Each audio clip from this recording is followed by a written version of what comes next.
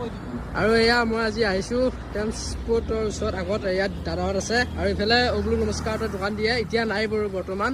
আৰু দাদা কেনেকুৱা খবৰ কেনেকুৱা? সেয়া আজি আহিলোঁ বিজয়া দশমী আৰু বাৰু আজি অবলু নমস্কাৰ দাদা বাইদেউহঁত অহা নাই।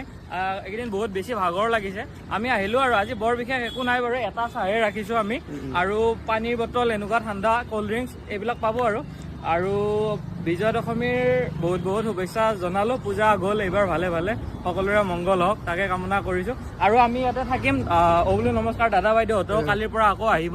তো আপোনালোকে আহিব মঙলদৈ লাৱনী চকৰ ট্ৰেন্সপৰ্ট অফিচৰ আগতে। এইটো বঢ়িয়া ফুড জ'ন হৈ গৈছে, কফি চফি চব পাব মানে ইয়াতে পাই যাব একদম ঠাণ্ডাৰ পৰা যি লাগে কোকা-কোলা স্প্ৰাইট কোকা-কোলা চব পাব এভৰিথিং।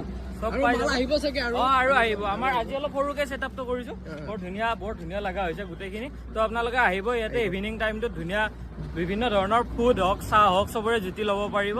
তো এয়াই আৰু